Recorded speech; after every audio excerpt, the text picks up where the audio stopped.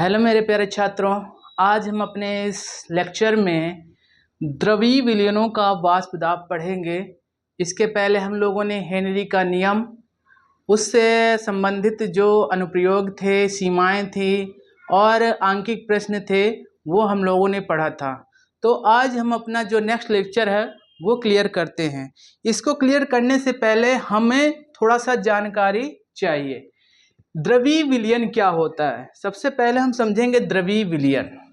सबसे पहले क्या समझेंगे? ये है द्रवीय विलयन। द्रवीय विलयन होता क्या है? द्रवीय विलयन यानी कि जब हमारा, जैसे हम लोग शरबत करते हैं, शरबत बनाते हैं, एक द्रव है ना, तो द्रव में क्या होता है, हमारा विलायक जो होता है जल यानी लिक्विड फॉर्म में होता है, और जो हमारा ठोस है यानी कि चीनी, वो हमारी विलेय होती है यानी कि ठोस है वो। तो याद रखिएगा, द्रवीय विलयन तभी कहलाता है जब उसका जो विलायक है वो हमारा क्या हो, द्रव अवस्था में हो, तभी वो हमारा क्या कहलाएगा, द्रवीय विलयन कहलाएगा। यहाँ पर विलेय के द्रव या ठोस होने से कोई फर्क नहीं पड़ता। हमारा क्या होना चाहिए, जो हमारा विलायक है वो क्या होना चाहिए, द्रव अवस्था में होना चाहिए। तो वही चीज है, वे विलयन जिनमें विलायक द्रव अवस्था में होता है क्या कहलाते हैं, द्रवीय विलयन कहलाते हैं। इसी के सापेक्ष में कुछ पॉइंट है। इन विलयनों में एक या अधिक अवयव, अवयव यानी कि विलेय और विलायक की बात हो रही है। अवयव वाष्पशील हो सकते हैं, एक भी हो सकता है और एक से कम मतलब अधिक भी हो सकते हैं। जैसे हमारा द्रव जो विलायक है वो तो वाष्पशील है ही है, लेकिन विलेय जो होता है, मैंने क्या बताया, विलेय वाष्पशील भी हो सकता है, अवाष्पशील हो सकता है। वाष्पशील कब होगा, जब वो द्रव अवस्था में होगा। अवाष्पशील कब होगा, वो जब ठोस अवस्था में होगा। तो वही चीज बता रहे हैं। इसका अवयव वाष्पशील हो सकते हैं। इसका आशय यह है कि द्रव विलायक वाष्पशील होते हैं, जो द्रव विलायक है वाष्पशील होते हैं, जबकि विलेय जो वाष्पशील, अगर विलेय वाष्पशील है तो द्रव अवस्था में होगा, अवाष्पशील है तो ठोस अवस्था में होगा। उसकी बात ही ये कह रही है कि इनमें एक या अधिक अवयव वाष्पशील हो सकते हैं। इसका आशय यह है कि द्रव विलायक वाष्पशील होते हैं जबकि विलेय वाष्पशील होते हैं अथवा अवाष्पशील। जैसे हम यहाँ पे बात करते हैं, हमने बताया शरबत, हमने बताया क्या बताया, शरबत। शरबत में क्या होता है भाई, क्या होता है, चीनी होती है और हमारा जल होता है।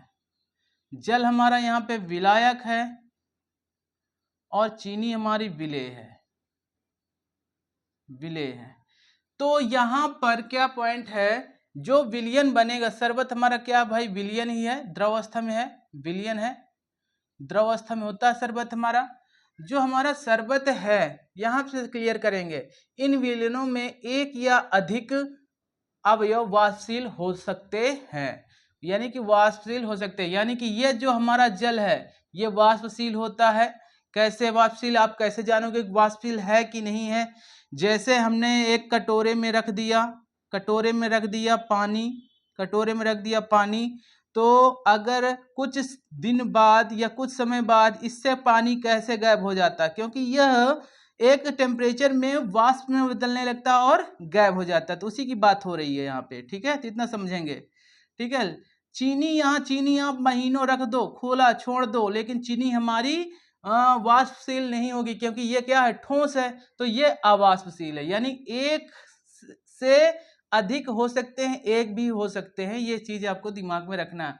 कभी कभी दोनों ही वाष्पशील हो जाते हैं, जैसे हम करें जल और एल्कोहल, जल और एल्कोहल दोनों ही हमारे क्या हैं, वाष्पशील हैं।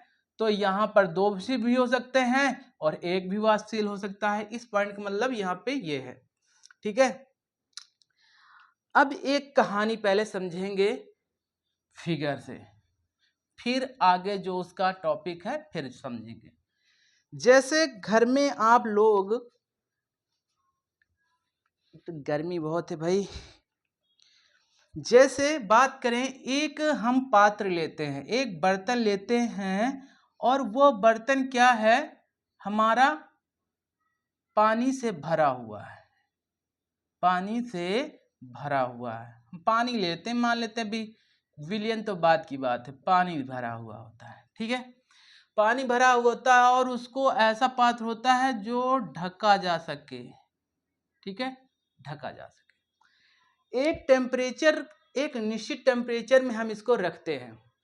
तो क्या देखते हैं, थोड़ी देर बाद या कुछ घंटे बाद इसके जो कुछ गतिशील जो कण हैं आपस में टकराते हैं, जिसके कारण इनमें वाष्पन की क्रिया हो जाती है। तो वाष्प जो होती है हमारी, जो पात्र के खाली स्थान, वाष्प मतलब गैस, गैस कहाँ भगती भाई, ऊपर, आप लोगों को पता ही है। तो जो खाली स्थान वहां पर वाष्प एकत्रित होने लगती है धीरे धीरे करके। लेकिन कुछ समय ऐसा आता है कि वाष्प की जो बूंदें हैं वो ठंडी होने लगती है, वाष्प जो है वो ठंडी होने लगती है।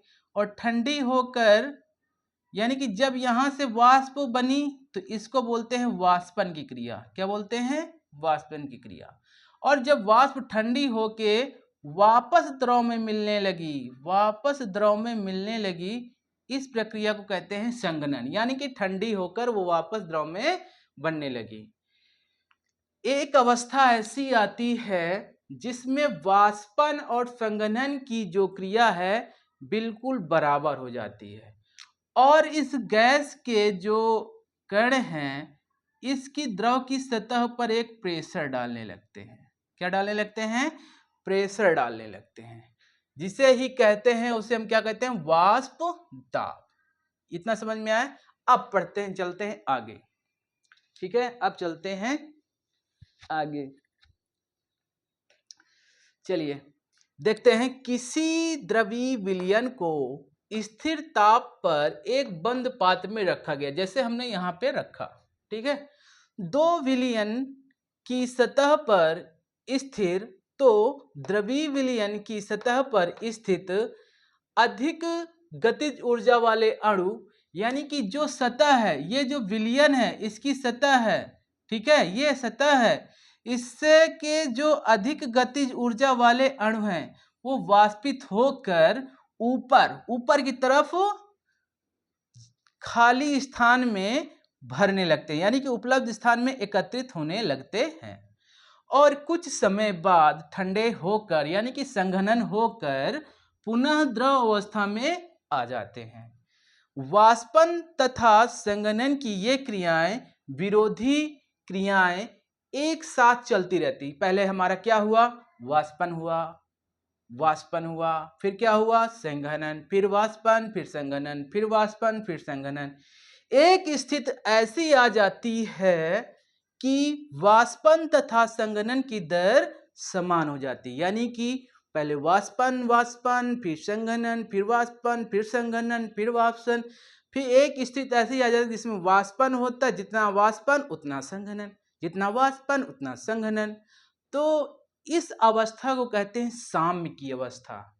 इस अवस्था को क्या कहते हैं? साम्य की, यानी कि समान हो जाती है, अर्थात द्रव एवं उसकी वाष्पन की मध्य साम्य स्थिति आ जाती है। क्या आ जाती है? साम्य स्थिति आ जाती है।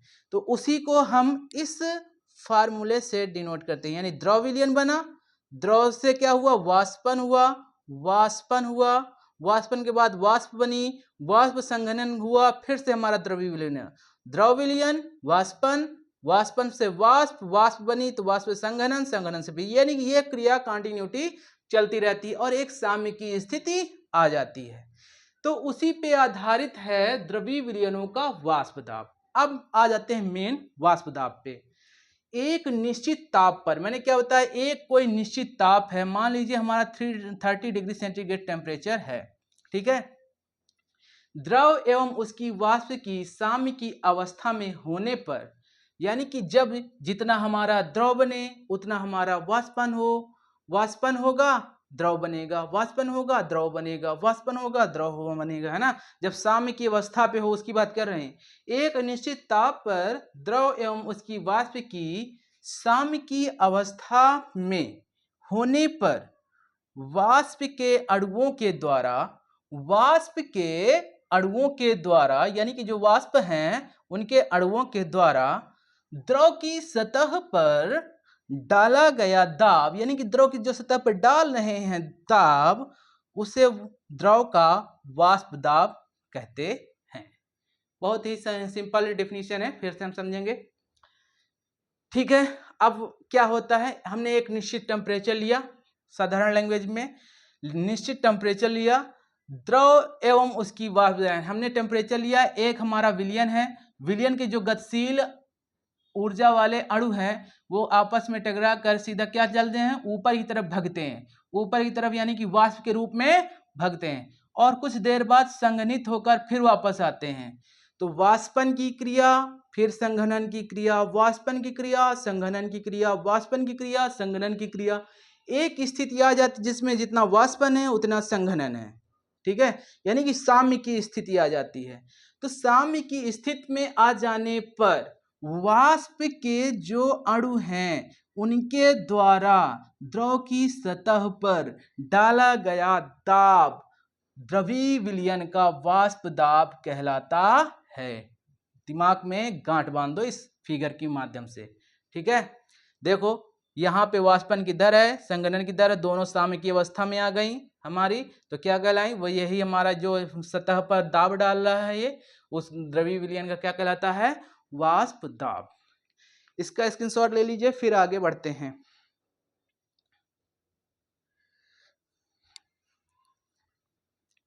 अब हम लोग पढ़ेंगे द्रवीय विलयनों को प्रभावित करने वाले कारक। द्रवीय विलयनों को प्रभावित करने वाले कारक। चलिए, द्रवीय विलयनों को प्रभावित करने वाले कारक अब समझते हैं थोड़ा सा। द्रवीय विलयन के लिए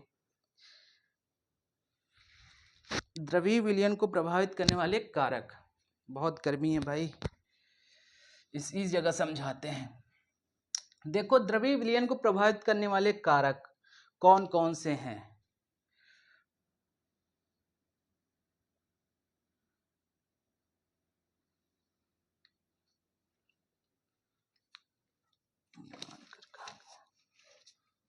चलो, द्रवीय विलयन को प्रभावित करने वाले कारक। देखो, द्रवीय विलयन को प्रभावित करने वाले कारक,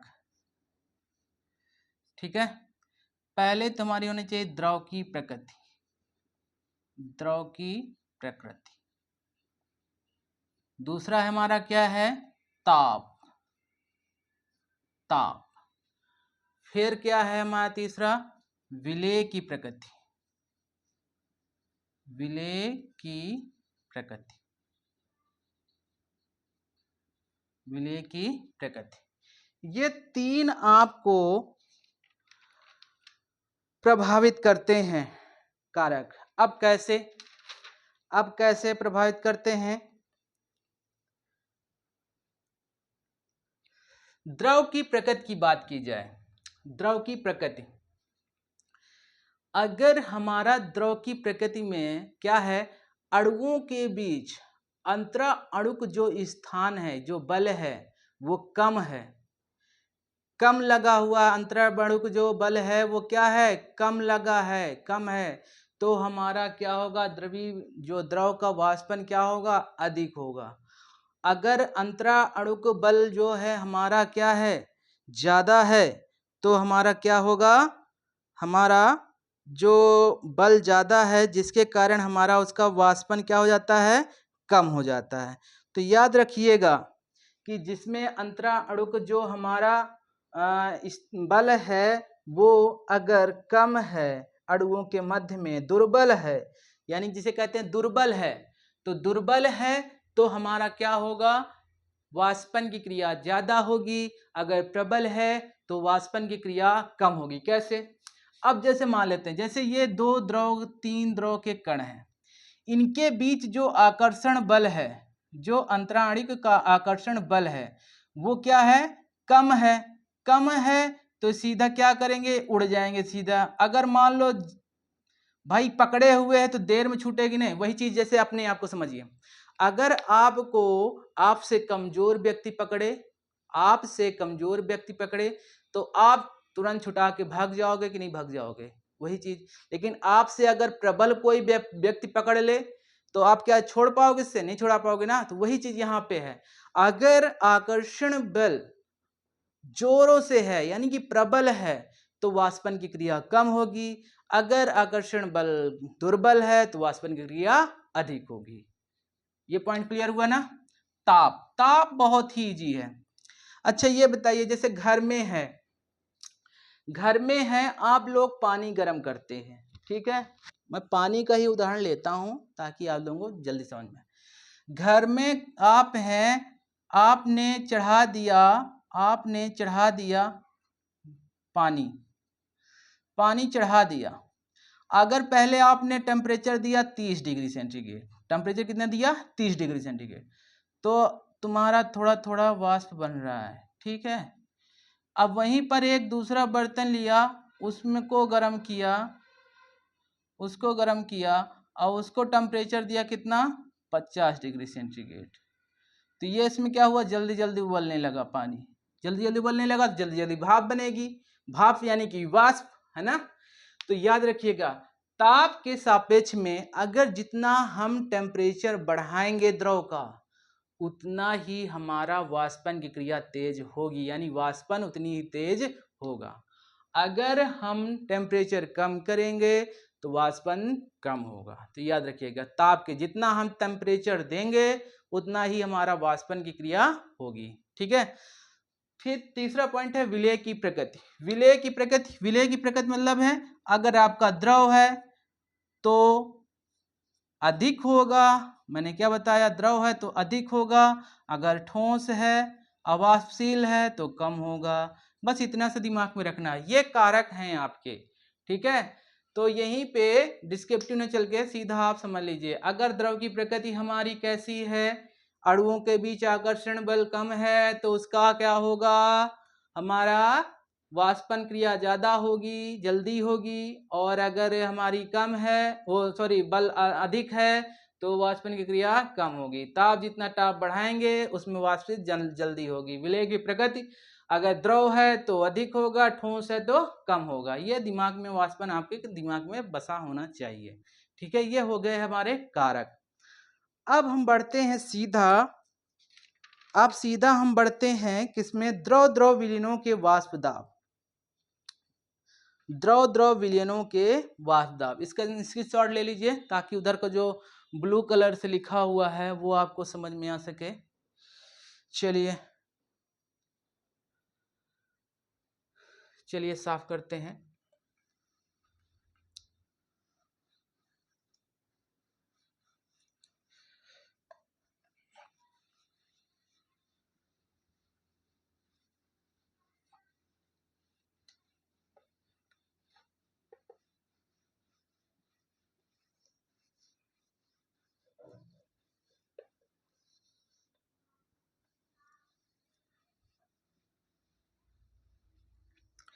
अब अपनी नेक्स्ट हेडिंग की तरफ बढ़ेंगे। कौन सी हेडिंग है हमारी, द्रव द्रव विलयनों का वाष्प दाब। द्रव द्रव विलयनों का वाष्प दाब, यानी कि जब हम दो विलयनों को आपस में मिला देते हैं तो हमारा क्या बन जाता है, द्रव द्रव विलयन। यानी कि द्रव द्रव, जब दो द्रवों को आपस में मिलाते हैं तो जो विलयन बनता है उसके वाष्प दाब की बात की जा रही है यहाँ पे, ठीक है। यहीं पे एक ब्रैकेट में डाल लीजिएगा, राउल्ट का नियम भी डाल लीजिएगा क्योंकि उसी से संबंधित है, उसी से संबंधित है राउल्ट का नियम, इसी से संबंधित है तो डाल लीजिए। यहां से भी आप लिख सकते हैं राउल्ट के नियम में, ठीक है। तो यहाँ पर जो हमारा क्या कहते हैं, द्रव द्रव विलयनों का वाष्प दाब है वो दो वाष्पशील द्रवों को मिलाने पर बनता है। दो वाष्पशील द्रवों को मिलाने पर बनता है। चलिए लिखते हैं, समझेंगे फिर। लिखेंगे दो वाष्पशील द्रवों को, दो वाष्पशील द्रवों को, दो वाष्पशील द्रवों को मिलाने पर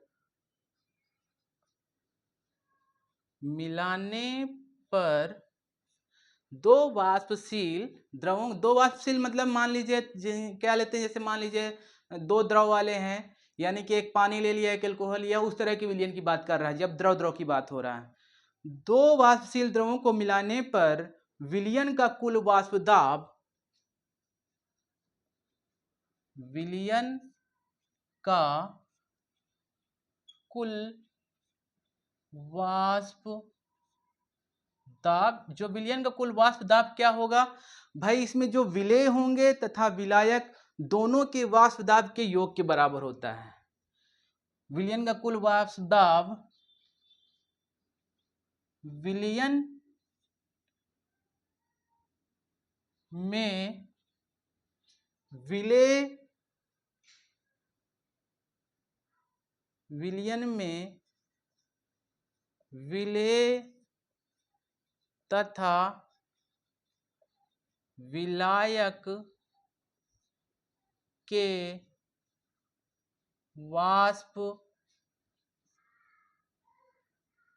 वाष्प दाबों के कुल योग के बराबर होता है। यानी कि जब हम दो द्रवों को आपस में मिलाते हैं तो उसका जो वाष्प दाब है वो दोनों जो विलयन में उपस्थित अवयव होते हैं यानी विलेय और विलायक के वाष्प दाबों को जोड़कर, यानी कि कुल योग हमारा क्या होता है, उस विलयन का वाष्प दाब कहलाता है। यह जो नियम है डाल्टन ने अपने आंशिक सिद्धांत में दिया था। यानी कि ये जो नियम है किसने दिया था, डाल्टन के आंशिक सिद्धांत से। यहां पे लिख लेंगे, यह डाल्टन के आंशिक सिद्धांत से लिया गया था, इतना दिमाग में आप रखेंगे, ठीक है। चलिए मानते हैं, माना द्रव ए तथा बी हैं तथा उनके वाष्प दाब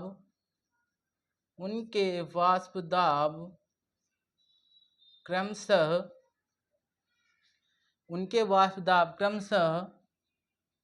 PA तथा PB हो तो विलयन का कुल वाष्प दाब बराबर विलयन का कुल वाष्प दाब P बराबर क्या हो जाएगा, PA प्लस PB। ये है समीकरण नंबर 1। ये दिमाग में रखना है। कहाँ से हमने लिया, डाल्टन के आंशिक सिद्धांत से ये हमने प्राप्त कर लिया। एक वैज्ञानिक थे हमारे फ्रेंच के, राउल्ट ने क्या किया था, 1986 में इन विलयनों के लिए एक सिद्धांत प्रस्तुत किया था जिसे हम कहते हैं राउल्ट का नियम। तो यहां पे सीधा हम कहेंगे राउल्ट के नियमानुसार, राउल्ट के नियमानुसार कहाँ के वैज्ञानिक थे ये, फ्रेंच के। कब दिया था, 1946 में। यहां पे याद रखेंगे, फ्रेंच के वैज्ञानिक रसायनज्ञ थे। 1986 में इन्होंने अपना ये नियम दिया था। राउल्ट के नियमानुसार क्या होता है, राउल्ट का नियम, किसी निश्चित ताप पर किसी निश्चित किसी निश्चित ताप पर किसी निश्चित ताप पर वाष्पशील द्रवों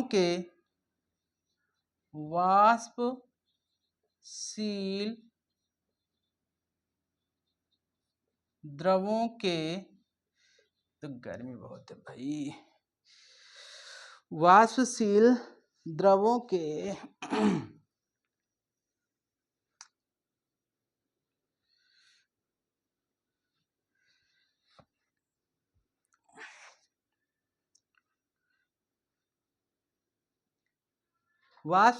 के विलयन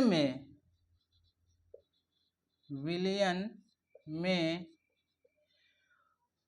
प्रत्येक अवयव का आंशिक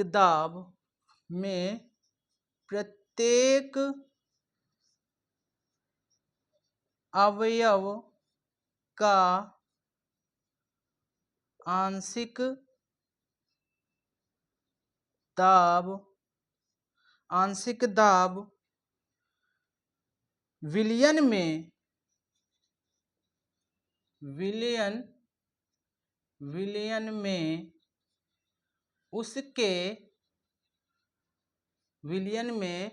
उसके मोल प्रभाज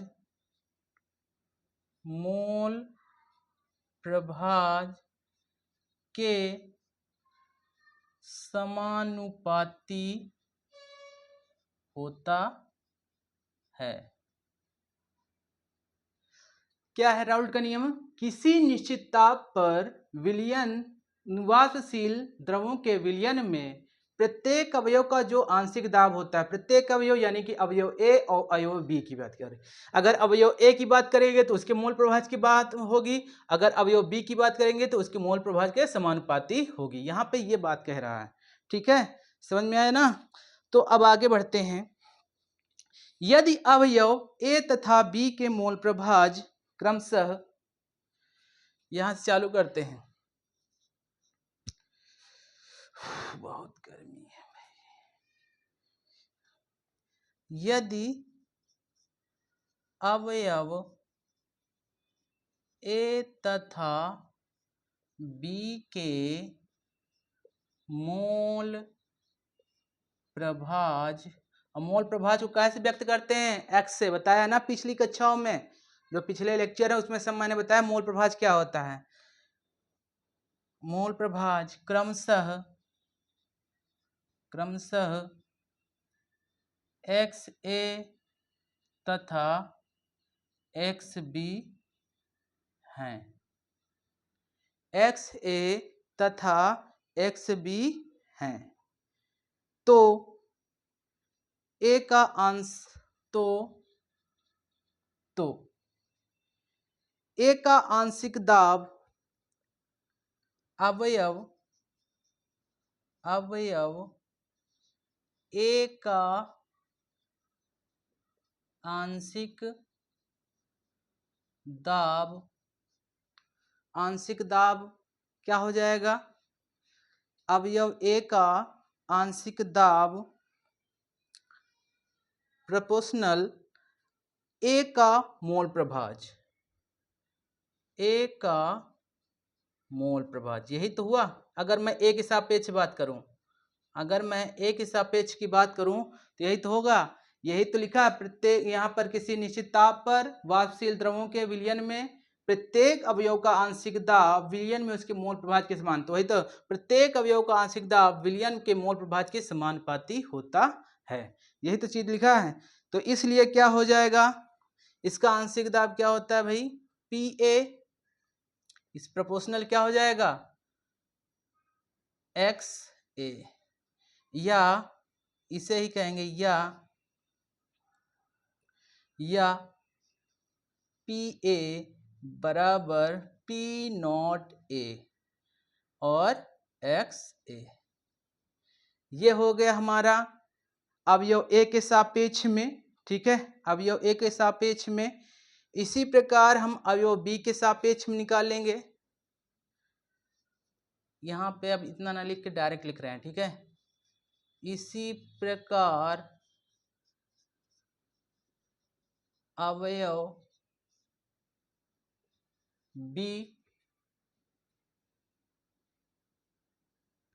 बी का आंशिक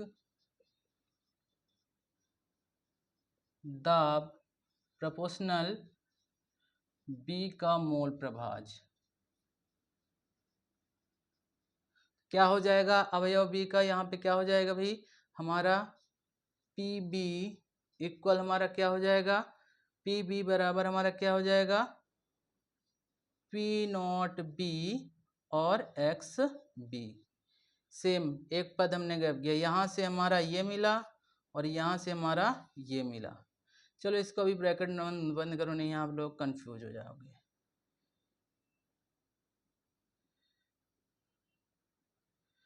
ठीक है, यहाँ से पी भी मिला, हमें मिल गया। ठीक है, अब यहाँ से हम क्या करेंगे, यहाँ पर जो हमारे P नॉट A और P नॉट B है, ये शुद्ध अवस्था में क्या है, अवयवों के वाष्प दाब हैं। शुद्ध अवस्था में क्या है, अवयवों के वाष्प दाब हैं, तो याद रखिएगा। ठीक है, अब इसके आगे करते हैं।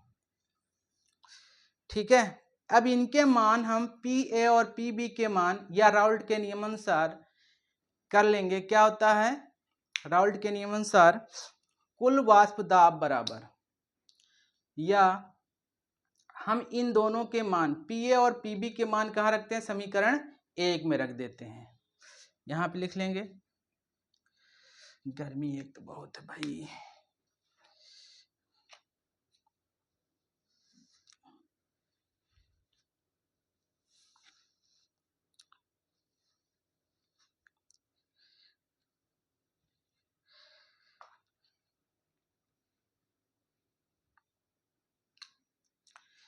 तो यहाँ पे लिख लेंगे, याद रख लेंगे क्या है हमारा, PA तथा PB के मान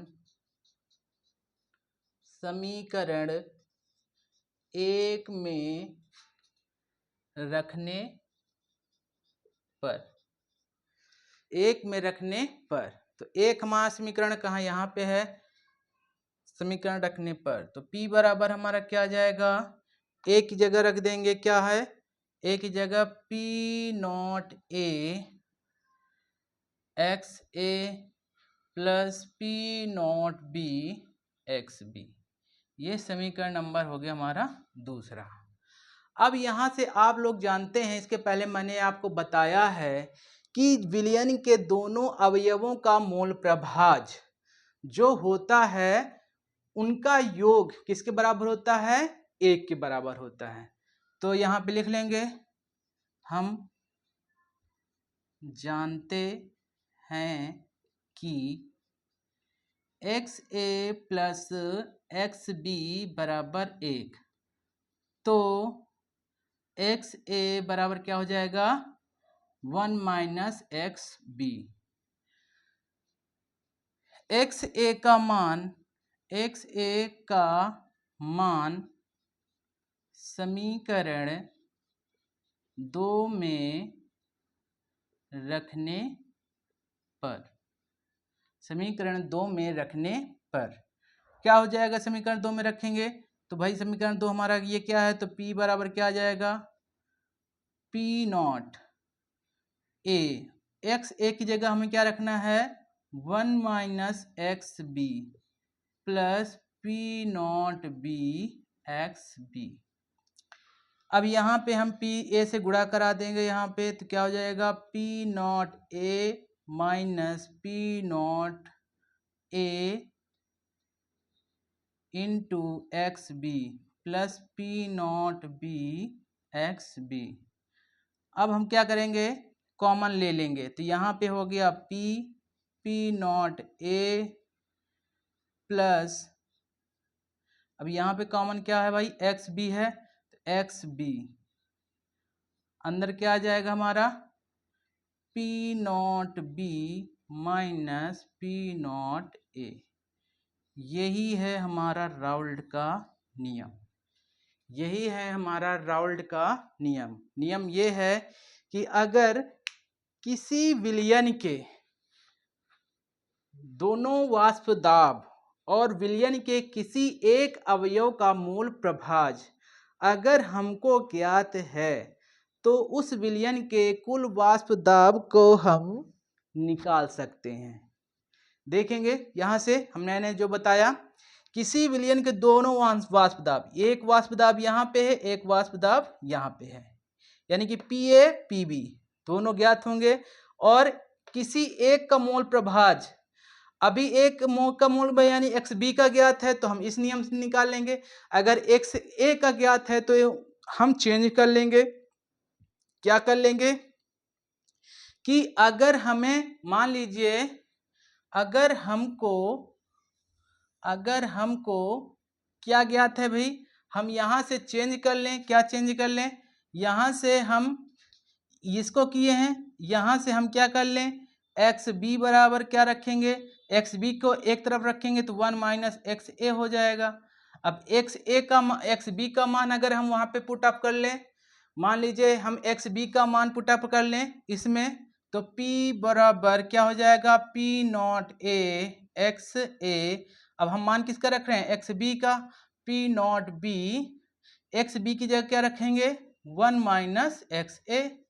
वही चीज है, P बराबर क्या हो जाएगा, P not A XA plus PB का अंदर गुणा करा देंगे P not B minus P not B XA। ठीक है, यहां से हमने कॉमन, यहां से कॉमन हमको मिल जाएगा। ठीक है, यहां से हमने क्या किया, P नॉट B बाहर रख लिया, P नॉट B बाहर प्लस हमारा क्या आ जाएगा, यहां से आ जाएगा P not A minus P not B और ब्रैकेट में क्या आ जाएगा हमारा XA। अगर हमको XA वाला मान ज्ञात है तो हम इस नियम से कर लेंगे, अगर XB वाला हमें याद है तो हम इस नियम से कर लेंगे।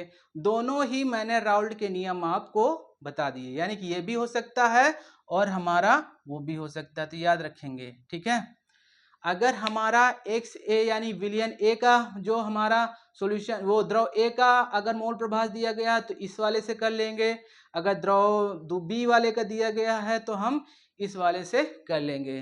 तो ये है हमारा राउल्ट का नियम। स्क्रीनशॉट ले लीजिए भाई। बहुत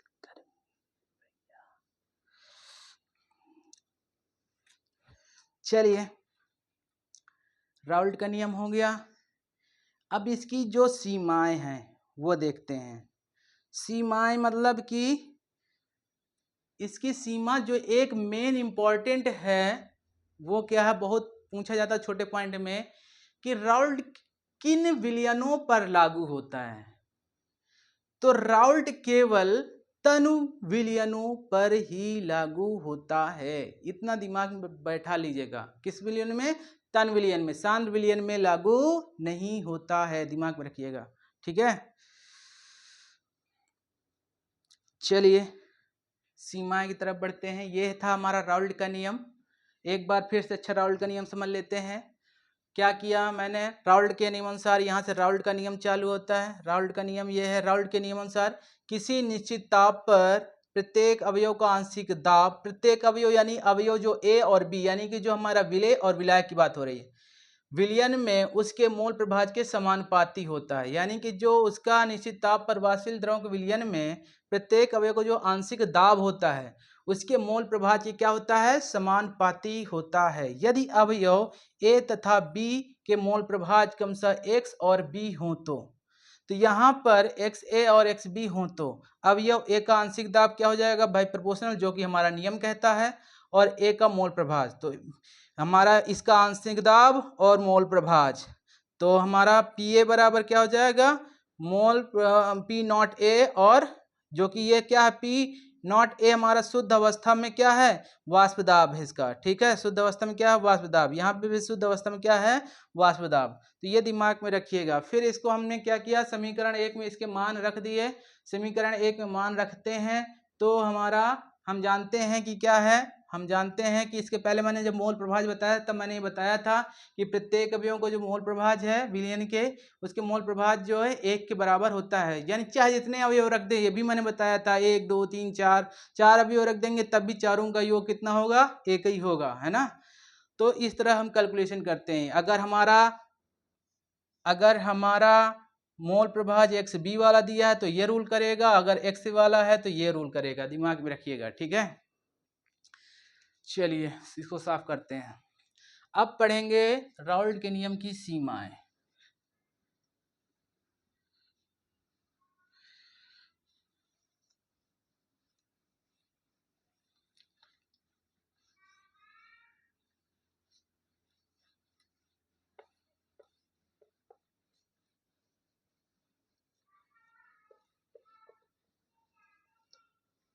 सीमाएं क्या हैं?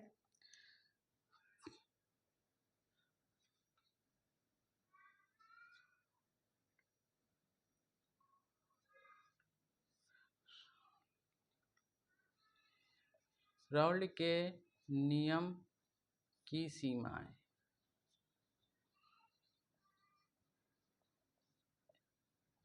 चलिए पहले सीमाएं जो मैंने आपको बता दिया, यह नियम केवल तनु विलयन में लागू होता है, ठीक है। दूसरा पॉइंट यह है, विलेय पदार्थ की विलायक के साथ विलेय पदार्थ की विलायक के साथ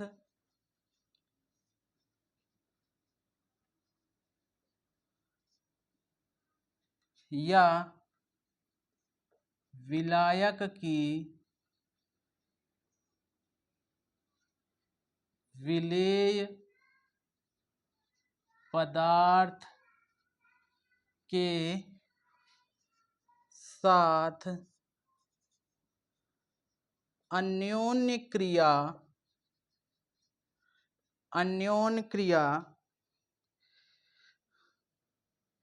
होने पर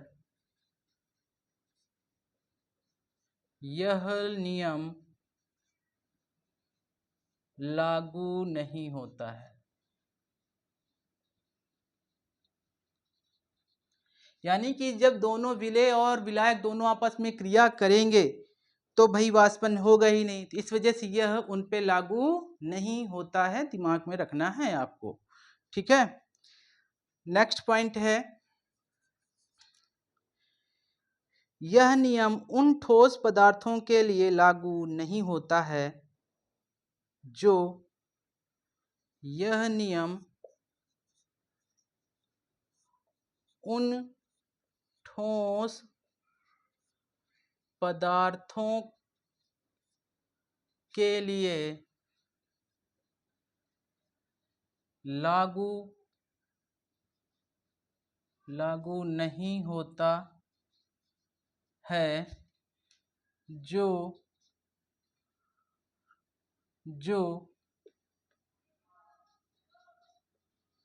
विलायक में वियोजित या संगुणित हो जाते हैं। ये सीमाएं हैं।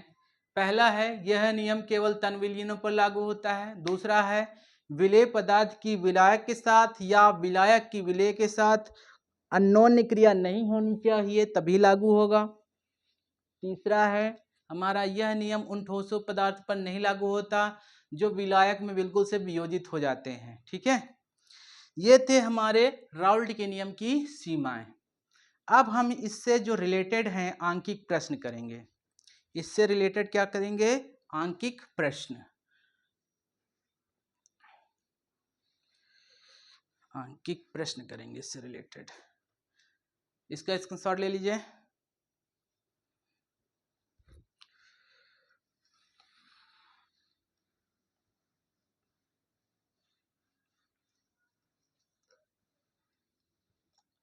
प्रश्न नंबर 1 करेंगे।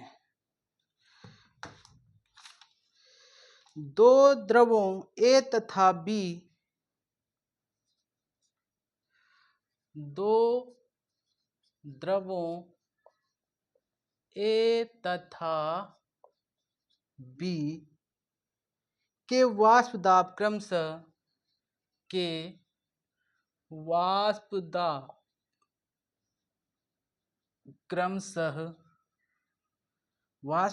क्रमशः 80 mm तथा 60 mm है, A के 3 मोल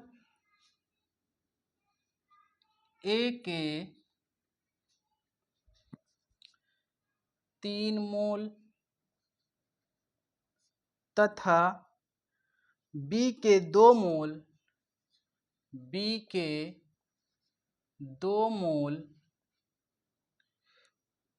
को मिलाने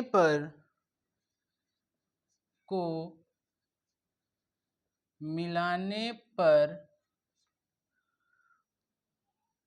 प्राप्त विलयन का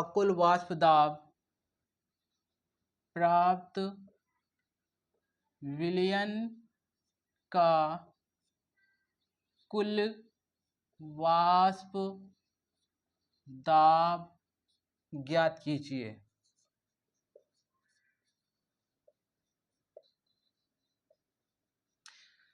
सबसे पहले देखो, हमें अच्छे से पढ़ना आना चाहिए क्वेश्चन। अगर हमने क्वेश्चन अच्छे से पढ़ लिया तो आधा क्वेश्चन तो हमारे दिमाग में ही पता चलेगा कि होना क्या है आखिरकार। तो देखेंगे पहले, दो द्रव हमारे A और B द्रव हैं, उनका वाष्प दाब 80, यानी A का वाष्प दाब 80 है, B का 60 है। A के 3 मोल दिए हैं और B के 2 मोल दिए हैं।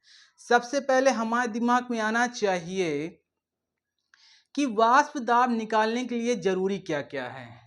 वाष्प दाब निकालने के लिए, क्योंकि हमारा फार्मूला क्या है, वाष्प दाब P बराबर क्या आ जाता है, P बराबर क्या आता है, P नॉट A प्लस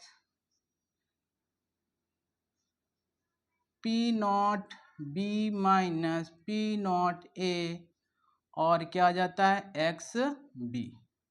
ये चीज आ जाती है। अब इसमें तुम्हें क्या क्या जरूरत है, देखो आंशिक दाब तो दिया ही गया है, ये दिया गया, ये दिया गया है, लेकिन ये क्या है, मोल प्रभाज। और मोल प्रभाज किसका है, B का। और मोल प्रभाज निकालते कैसे हैं, मोल प्रभाज कैसे निकालते हैं, मोलों की संख्या, विलेय के मोलों की संख्या है ना, यही तो, विलेय के मोलों की संख्या बटे कुल मोलों की संख्या, यही तो फार्मूला मैंने बताया था। विलेय हो या विलायक हो, जिसकी बात करें, उस अवयव की बात करें तो अवयव की मोलों की संख्या, कुल मोलों की संख्या, ये चीज होनी चाहिए यहाँ पे, है ना। इसको अवयव कर लेते हैं। अब यहाँ पे क्योंकि विलयन है तो हमें पता नहीं, अवयव की मोलों की संख्या, यानी कि जिस अवयव की बात कर रहा है, XB की बात कर रहा है तो हम XB की बात करेंगे, ठीक है। XB का हमें मोल प्रभाज निकालना है, ये दिमाग में रखना है। तो पहले दिया गया है, सॉल्व करेंगे। दिया है क्या दिया है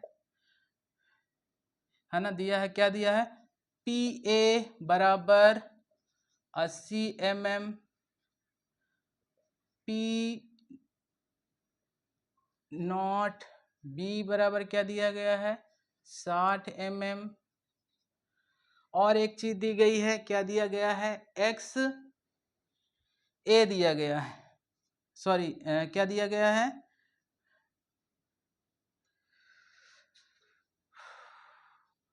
मोल दिए गए हैं।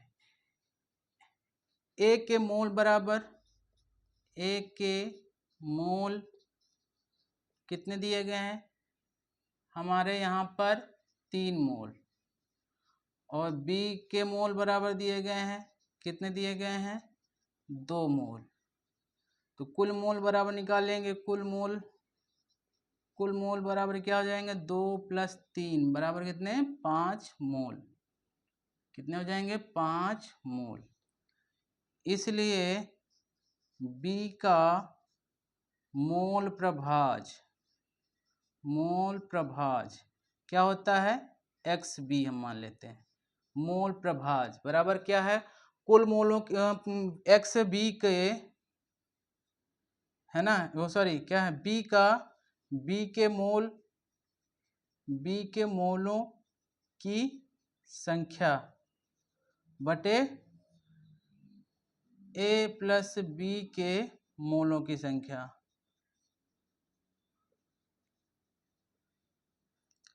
B के कितने हैं, 2, A + B के कितने हैं, 5, दोनों को मिलाकर। तो यहाँ से कितना निकल आएगा, क्या निकलेगा, काटेंगे तो लगभग 0.4 आ जाएगा। B का मोल प्रभाज 0.4 मोल प्रभाज आ जाएगा। तो यहाँ पर हमारा B का मोल प्रभाज कितना निकला, 0.4। अब यहाँ पर हम अपना क्या रख देंगे, इस वाले फार्मूले में मान रख देंगे। तो यहाँ पे लिखेंगे अतः विलयन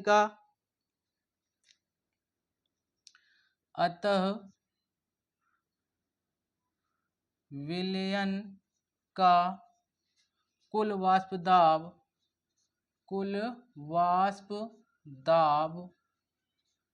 P बराबर क्या हो जाएगा, हमारा फार्मूला क्या था, P0A + P0B - P0A और XB।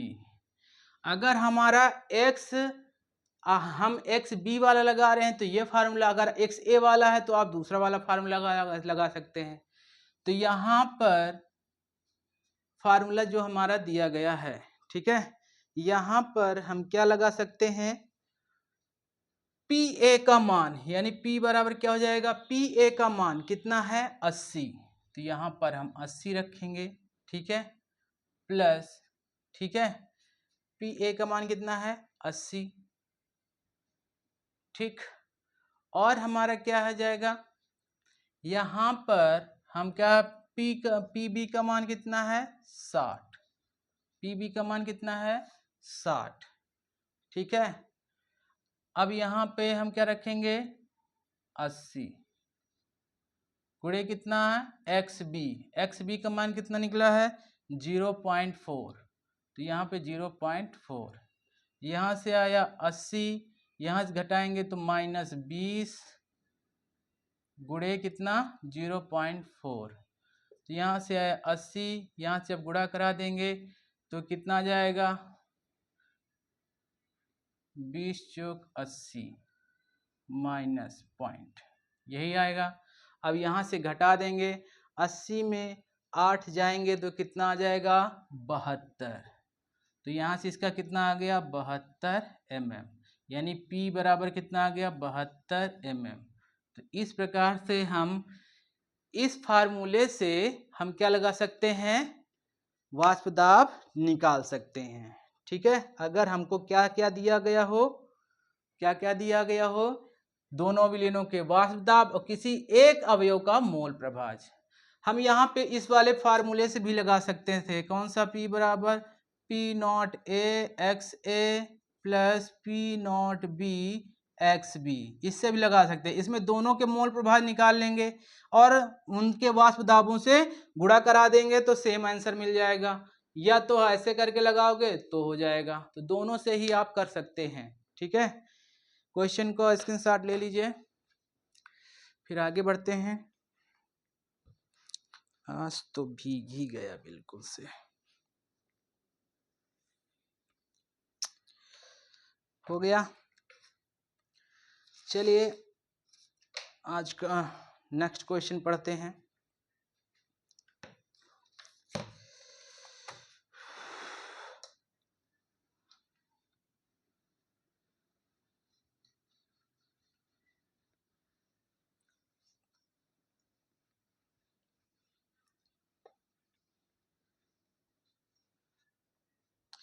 नेक्स्ट क्वेश्चन है हमारा, 88 डिग्री सेंटीग्रेड पर क्वेश्चन नंबर 2, 88 डिग्री सेंटीग्रेड पर बेंजीन का वाष्प दाब पर बेंजीन का वाष्प दाब बेंजीन का वाष्प दाब 900 टार 900 टार तथा टॉलुइन का वाष्प दाब तथा टॉलुइन का वाष्प दाब 360 टॉर 360 टॉर है 360 टॉर है। बेंजीन का मोल प्रभाज बेंजीन का मोल प्रभाज बेंजीन का मोल प्रभाज टॉलुइन के साथ बने टॉलुइन के साथ टॉलुइन के साथ बने उस विलयन में क्या होगा उस विलयन में क्या होगा उस विलयन में क्या होगा जो एक वायुमंडलीय दाब पर जो एक वायुमंडलीय दाब पर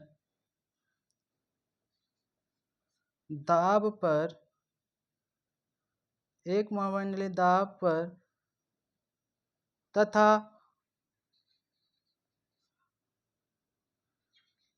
88 डिग्री सेंटीग्रेड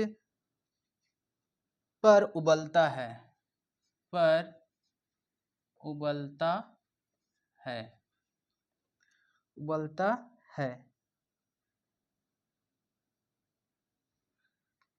ठीक है, हमें क्या निकालना है विलयन का, उस विलयन के साथ बने क्या मोल प्रभाज टॉलुइन, यानी कि जो हमारा बेंजीन का मोल प्रभाज निकालना है। तो यहाँ से सबसे पहले जो दिया जाता है वो नोट कर लेंगे। दिया है क्या दिया है हमारा दिया क्या है बेंजीन का वाष्प दाब बेंजीन का वाष्प दाब यानी कि P0A बराबर क्या दिया है 900 टॉर।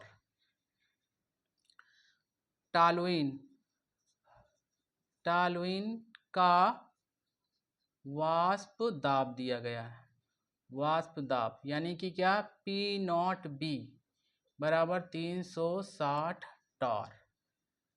और एक दिया गया कुल दाब भी दिया गया, कितना 1 atm, यानी कुल दाब भी दिया गया है, कुल दाब P बराबर कितना है 1 atm।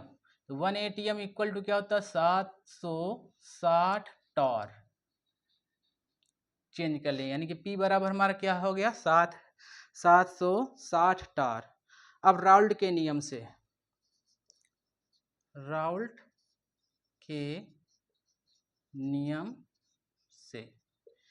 का नियम क्या है। अब देखो हमारा क्या क्या दिया गया है, हमारा दिया गया है PA का मान, PB का मान और P का मान। पूछ किसका रहा है बेंजीन, यानी XA का मान पूछ रहा है। किसका मान पूछ रहा है XA का मान। तो XA वाला फार्मूला लगा देंगे, यानी कि क्या हो जाएगा P बराबर क्या हो जाएगा हमारा P0B plus P0A minus P0B और क्या हो जाएगा XA। तो P का मान कितना है 760, PB का मान कितना है 360 प्लस PA का मान कितना है 900 माइनस PB का मान कितना है 360। XA का मान निकालना है आपको। यहाँ इसको इधर भेज दिया, 4760 माइनस 360, आपस में घटा लिया तो 540 आ गया एक्स ए। यहाँ से आया 400 बराबर 540 एक्स ए। तो एक्स ए बराबर क्या हो जाएगा, 400 540 से गुणे में उधर जाएगा तो बटे में, यानी 400 बटे 540। तो हमारा यहाँ पे क्या आ जाएगा एक्स ए। जैसे ही हम इसको काटेंगे तो 0.74 लगभग आ जाएगा। ये आंसर है हमारा। इस तरह हम उस फार्मूले का यूज करके क्वेश्चन को सॉल्व कर सकते हैं। दोनों तरह से मैंने क्वेश्चन को सॉल्व करना बताया है आपको, ठीक है। अब आज एक होमवर्क में आपको एक क्वेश्चन दे रहे हैं, उसे सॉल्व करना है आपको। इसका स्क्रीनशॉट ले लीजिए।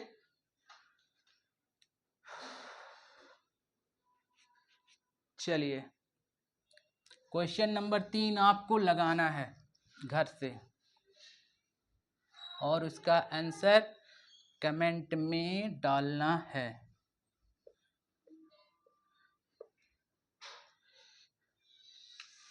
क्वेश्चन नंबर 3 बहुत ही थोड़ा सा समझिएगा अच्छे से तो कर लेंगे। एथेनॉल और मेथेनॉल के वाष्प दाब यानी कि C2H5OH तथा CH3OH के वाष्प दाब क्रमशः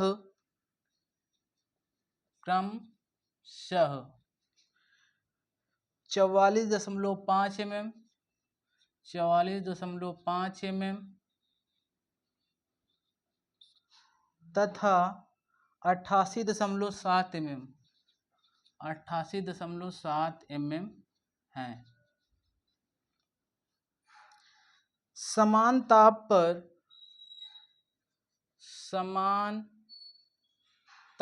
पर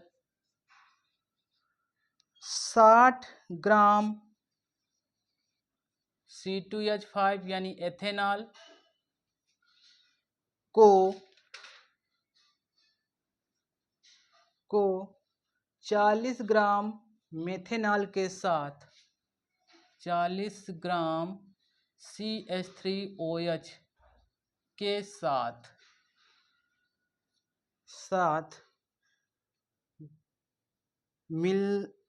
मिश्रित करके एक विलयन बनाया गया है। मिश्रित करके एक विलयन बनाया गया है। एक विलयन बनाया गया है। विलयन का कुल वाष्प दाब, विलयन का कुल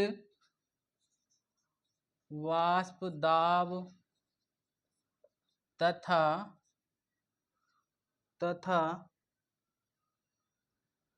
CH3OH का मोल प्रभाज ज्ञात कीजिए। आज का आपका ये क्वेश्चन है। देखिए, इसमें आपको एथेनॉल और मेथेनॉल दिए गए हैं, उनके दाब भी दिए गए हैं, लेकिन उनका मात्रा दी गई है 60 ग्राम और 40 ग्राम। तो इसमें आपको करना क्या है, पहले मात्रा जो दी गई है उसमें से हमें पहले मोल निकालने होंगे। मोल निकाल कर, क्योंकि मोल बराबर क्या होता है, द्रव्यमान बटे अणुभार। तो इनका अणुभार और द्रव्यमान दिया ही गया, अणुभार निकाल के द्रव्यमान को भाग दे दीजिएगा तो वहाँ से मोल निकल आएंगे। फिर दोनों के मोल को जोड़िएगा तो, और CH3 के मोल प्रभाव निकाल लीजिएगा। फिर दोनों के CH3 के मोल प्रभाव निकालने के बाद फिर आप यानी कि कौन सा निकाल रहे हैं, एक्स बी का मान निकाल रहे हैं। तो एक्स बी वाला जो पहले वाला सूत्र मैंने बताया था उस सूत्र में रख देंगे तो आपको कुल वाष्प दाब निकल आएगा। तो चलिए, आज गर्मी का आनंद लेते हुए आज की अपनी क्लास यहीं पे समाप्त करते हैं। और इस क्वेश्चन का आप जो आंसर है मेरे कमेंट बॉक्स पे करिएगा। इसका आंसर चलिए, लगभग आपका जो वाष्प दाब आएगा लगभग P बराबर कितना आ जाएगा, 66.13 mm के आसपास आएगा। और जो मोल प्रभाज है वो लगभग कितना आ जाएगा, 0.66 के करीब आ जाएगा। तो ये दोनों ही आंसर है, आप लोग सोल्यूशन करिएगा। आपका अगर क्लियर आ रहा है तो आंसर सेंड करिएगा मेरे में, ठीक है। आज की क्लास यहीं पे समाप्त होती है। धन्यवाद।